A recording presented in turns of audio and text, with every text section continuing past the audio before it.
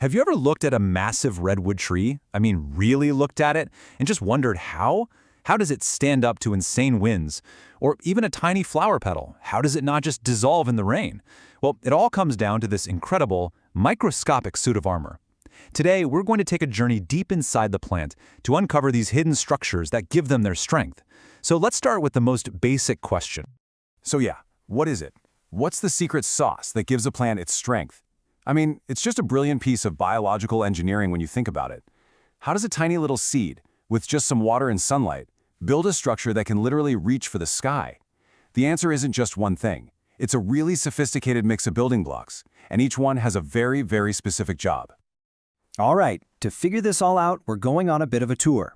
First, we'll look at the foundation, the basic nuts and bolts of it all. Then we'll meet the key materials that add all the strength.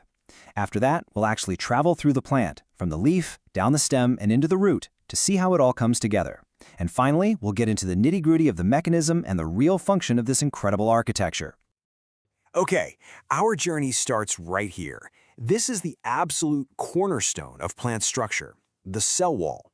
Every single cell in a plant is wrapped in one of these, and it's this wall that provides the fundamental framework for, well, everything else.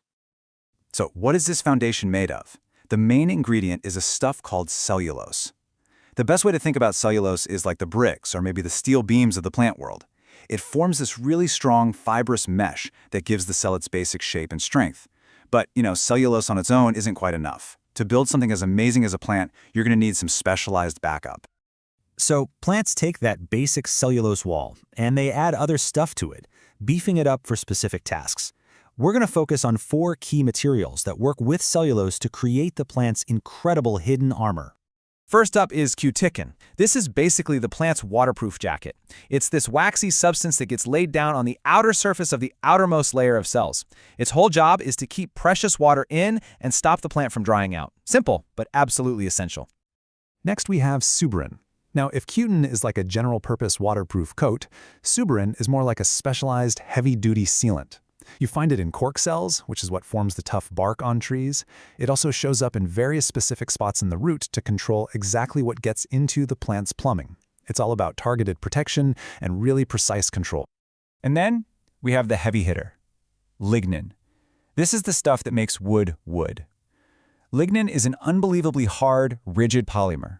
And get this, it doesn't just coat the cell wall, it actually infiltrates it completely, embedding itself between all the cellulose fibers and basically turning the wall into something like biological concrete. This gives it immense strength and, as a bonus, makes the wall totally waterproof. Okay, now that we've met our materials, let's see them in action. Our tour starts at the top of the plant, right in the leaf. So a leaf has a couple of problems it needs to solve. It has to avoid drying out in the sun and wind, but it also has to hold its shape. So for that outside protection, its skin, the epidermis, is coated in that waxy cutin we talked about, but inside, it's a different game. To give the leaf some flexible support without making it brittle, it uses special tissues that are just packed with extra cellulose. And for the internal plumbing, those tiny pipes that carry water, the plant uses our super strong friend lignin to make sure the pipes don't collapse. All right, let's move down and check out the stem. The stem is fascinating because its job changes dramatically as it grows. It goes from being this young, green, flexible shoot to a mature, woody structure that has to support a lot of weight. Just think about the difference between a soft green sprout and a tough tree trunk, right? That whole transformation is written in the materials it uses.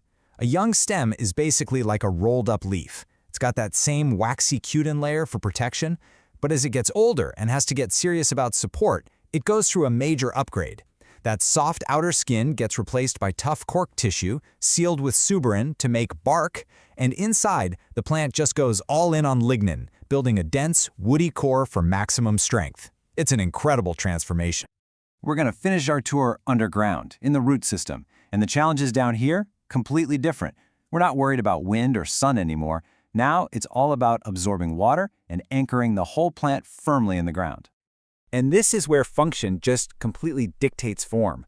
A root's main job is to absorb water, so coating it in a waterproof wax would be a total disaster, right? That's why there's no external armor here at all. Instead, the reinforcement is all internal, and it's super strategic. The water-carrying pipes are hardened with lignin, of course, But then there's this brilliant bit of engineering called the Casparian strip. Think of it like a waterproof gasket or a little security checkpoint inside the root.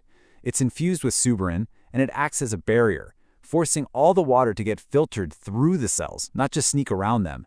It gives the plant total control over what it drinks.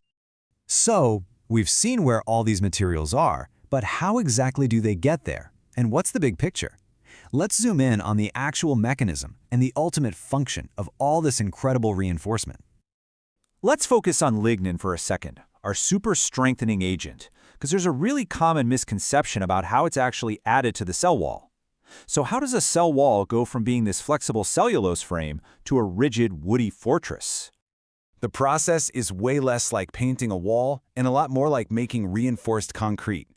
So it starts with that basic framework of cellulose fibers. Then, those are surrounded by some other fibers. And here's the cool part. The lignin doesn't just get slapped on as a layer on the inside. No way. It seeps in from all directions, filling every single tiny gap and crevice, and hardening the entire structure into one solid waterproof matrix. And this right here is the key takeaway. It's a really common mistake to think of lignin as just another layer. It's not. It's a complete infiltration, this total embedding of that cellulose framework. That is precisely what gives wood its legendary strength.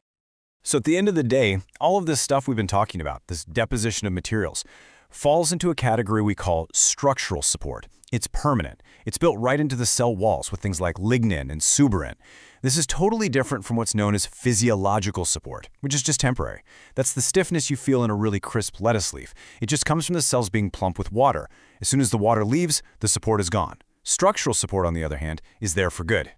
So from a simple waxy coating to a mind-blowingly complex matrix of lignin-reinforced cellulose, plants have engineered a stunning array of materials just to survive and thrive. It really makes you wonder, if all this is happening just in the cell wall, what other incredible secrets are plants hiding from us at the microscopic level?